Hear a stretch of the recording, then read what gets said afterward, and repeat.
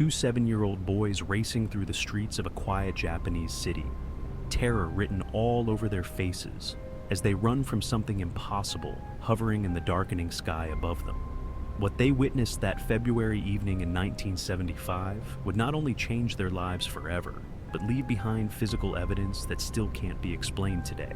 This is the Kofu UFO incident, a case so incredible that it involves multiple witnesses, government officials, and scientific evidence that has never been proven wrong. February 23, 1975. Winter's grip was loosening on Kofu City in Japan's Yamanashi prefecture. The evening sky stretched clear and calm above the quiet neighborhoods where children played in the fading daylight. 7-year-old Kono and Yamahata were having the time of their lives, gliding through the streets on their roller skates. The two friends had spent the afternoon exploring their neighborhood, completely unaware that they were about to become witnesses to one of Japan's most documented UFO encounters. As the clock approached 6:30 p.m., Yamahata suddenly remembered his favorite television show was about to start. The boys quickly removed their skates and began their journey home, chatting excitedly about the program they were about to watch. But they would never make it to that television show. As they walked toward the east, something in the sky caught their attention. High above them, two bright orange lights pulsed against the darkening sky. These weren't ordinary lights. They moved with purpose and intelligence that couldn't be explained. The larger light suddenly shot north at incredible speeds toward Mount Atago, leaving a trail of light behind it. But the smaller light had different plans. It came down directly over the city, hovering above the two scared children. What happened next would haunt them for decades. The object lowered itself toward them, and from its underside emerged what appeared to be a black tube. The device focused directly on the boys, emitting mechanical sounds that resembled a camera shutter. Click, click, click. As if documenting their every movement. Frozen with fear, Kono and Yamahata stood still while the thing seemed to study them. Then it hit them both. It might be a weapon. Panic snapped them out of it. They grabbed their skates and their stuff and bolted, full-on sprint, the kind kids do when they've seen something they can't explain. They didn't slow down until they reached the cemetery at Fukuoji Temple, ducking behind old headstones, hearts pounding, eyes scanning the sky to see if it was still on them. Minutes felt like hours in the eerie quiet. When it finally seemed clear, they slipped out from their hiding spot and started the walk home. Their route cut through a farm area with a big vineyard, but something was wrong, terribly wrong. The field was glowing. An orange light pulsed from the center like a beacon, as if the ground itself were on fire. Fear or not, curiosity won out. They were 7-year-old boys who'd already seen the impossible that night. They edged toward the vines, and what they found would become the centerpiece of one of the most closely examined UFO stories in Japan's history. In the middle of the vineyard sat something out of science fiction, not rural Japan.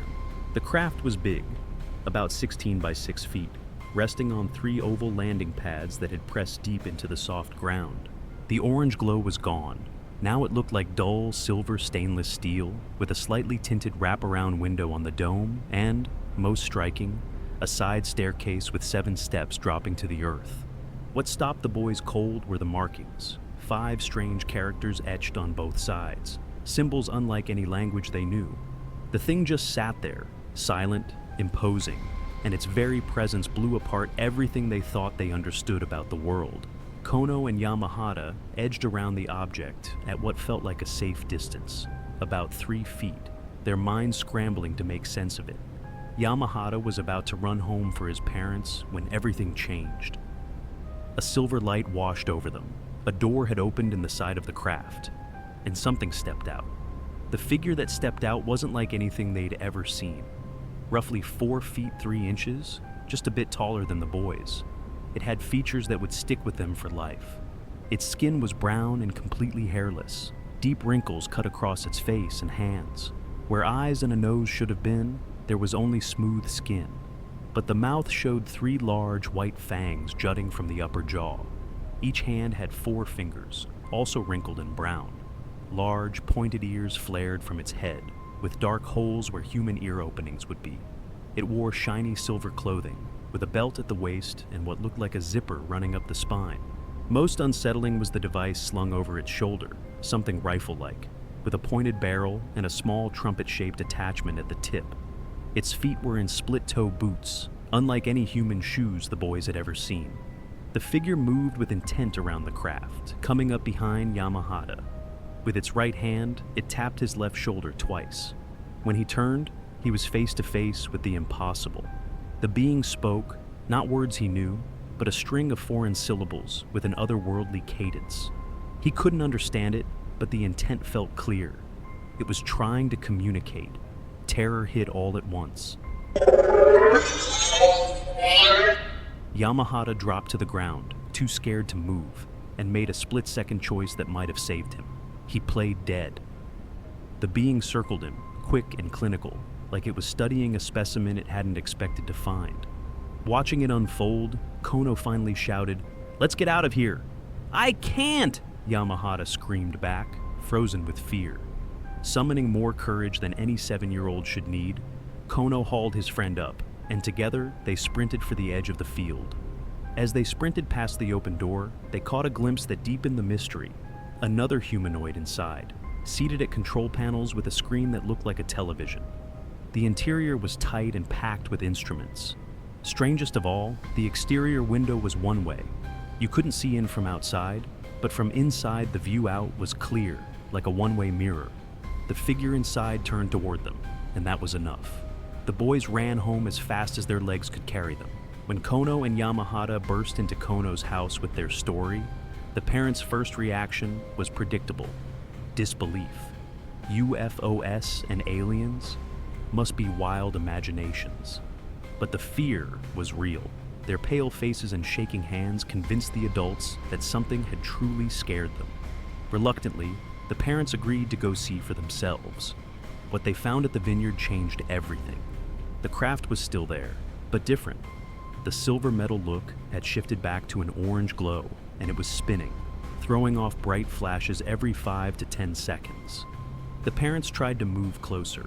The boys panicked, physically holding them back and begging them not to go, warning about aliens and abduction. Convinced the kids weren't making it up, the mothers went to get the fathers. By the time the men arrived, they saw something even stranger. The craft didn't fly off. It blinked while shrinking, smaller and smaller, until a final brilliant flash, a slight ascend, and it was gone. The families walked home in the dark, the parents trying to calm their shaken kids. The mothers floated a familiar explanation: Hitodama, a ghostly fire said to glow at night. But deep down, everyone knew they'd just witnessed something far beyond that. The shock hit hard. Kono cried through the night and couldn't sleep. The next morning, Yamahata was too scared to leave the house alone. His mom had to walk him to school. But it wasn't over. On February 24th, as they filed into the hallway between periods, something on the wall stopped them cold. A drawing, bold lines, a dome, strange symbols, the same object they'd seen the night before. The paper was taped up like any class project, but to Kono and Yamahata, it might as well have been a flare. The artist was an 8-year-old classmate. He explained he'd seen a bright light from the back seat of his family's car on the Kofu bypass, about 30 minutes before the boys' first sighting. Different vantage point, same night, same kind of light. It wasn't proof, but it was a second set of eyes, and that mattered. They brought the story to their teacher. She had the look any adult gets when kids say something impossible, part concern, part doubt. But the fear in their faces was hard to dismiss. She asked questions, tried to trip up the details, and the answers kept landing in the same place. Finally, she walked them to the office. The principal listened, then made a call most schools wouldn't. He contacted the local paper, Yamanashi Nichi. If there was nothing to it, the story would die in a paragraph. If there was something, the reporters would find it. Either way, this had just shifted from a classroom rumor to a real investigation. When the journalists, teachers, and a few curious locals reached the vineyard, they found more than stories. They found damage. A concrete column lay toppled and broken. Overhead, a steel net, the kind used to support vines, was warped and bent, as if something heavy had pressed down on it. 2 other concrete pillars showed fresh impact scars. and the soil was peppered with multiple holes, clustered exactly where the boys said the craft had touched down. One investigator flagged a cavity 2 feet across with a ring of what looked like white ash at its center. The site didn't look staged, it looked used. A few days later, Professor Mayada from Yamanashi Prefectural Industrial High School came to pull soil samples. His analysis came back with a headline result: radiation levels above normal background, not a vague higher, but noticeably elevated for that area. Other local experts reportedly reviewed or replicated the readings and reached a similar conclusion. Something foreign had interacted with the soil.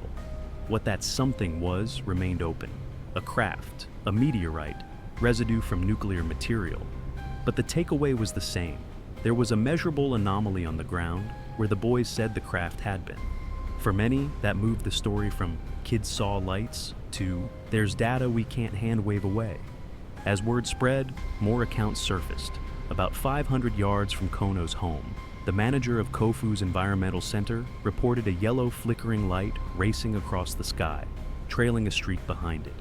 His dog's frantic barking had pulled him outside just in time to catch it. A 59-year-old high priest from Jiriki Temple said he watched a bright light zigzag at high speed before shrinking and winking out. A young girl in a nearby apartment told families she'd seen strange lights from her balcony around the same time. None of these witnesses claimed a close encounter, but together they painted a busy sky that night. Then came the curveball, 7 years later, in 1982. A late-night TV program received a letter from Midori, an insurance saleswoman who'd kept quiet out of fear of being mocked. She finally stepped forward. On that same night, near her car, she said she encountered 2 small humanoids. Her description rhymed with the boys: short stature, dark, wrinkled skin. Even physical contact, the beings touched her. But there were differences. In her memory, they had visible eyes and a nose, hair, and 5 fingers, not 4. Those mismatches can cut either way. On one hand, it was dark, adrenaline was high, and her account came years later. All factors that warp memory. On the other hand, the overlap with the boy's core features, size, skin, wrinkles, proximity, is hard to ignore. Put together, the case now had ground effects, instrument readings, and a small network of witnesses spanning the original night and a later, independent report. Whether that stack proves anything extraordinary is still up for debate, but it's far more than a single bedtime story. The strange characters Kono and Yamahata said they saw on the craft became a standout thread in the investigation. When asked to redraw them, both boys produced strikingly similar markings. Kono's sketches looked kanji-like, the Chinese characters used in Japanese writing. His symbols seemed to map to ideas like moon, sun, fire, or water, and large. Depending on how you read them, they could nod to celestial bodies or even days of the week. Yamahata's set leaned another way. Strokes that resembled the English alphabet in reverse, starting with shapes like A, B, and C, before breaking down into scribbles. 2 7-year-olds, scared and under pressure, still managed to deliver consistent, detailed drawings. You don't have to believe they copied alien script to admit this. Their recall lined up in a way that's hard to shrug off. What keeps the Kofu incident on shortlists is the long-haul consistency. As kids, the boys were interviewed separately by police and reporters. Their accounts matched down to specifics. At 14, they revisited the site and stuck to the story. At 33, they underwent separate hypnosis sessions. Again, alignment. Even around 50, their retellings remained essentially unchanged. Over decades, details usually drift. Here, they didn't, at least not in any major way. That leaves you with 2 options: a lifelong, perfectly coordinated fabrication from children who gained little by keeping it alive, or a set of memories anchored to something genuinely unusual they experienced. One wrinkle never smoothed out. The grape field owner never spoke on record. No interview, no quoted statement.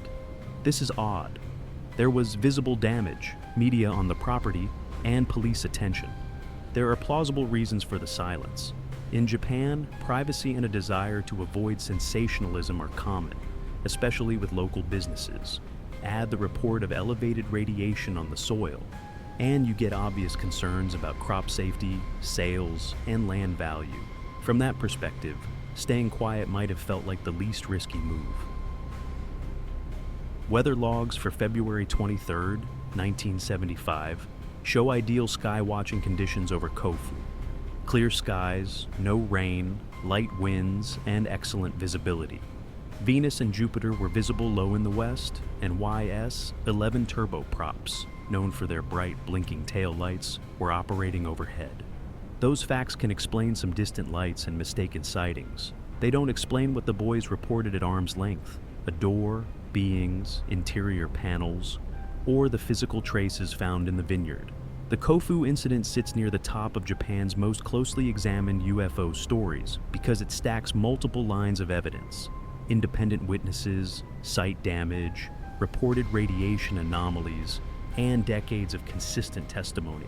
Maybe the answer is terrestrial, a mix of aircraft, farm gear, and psychology. Maybe it's something else.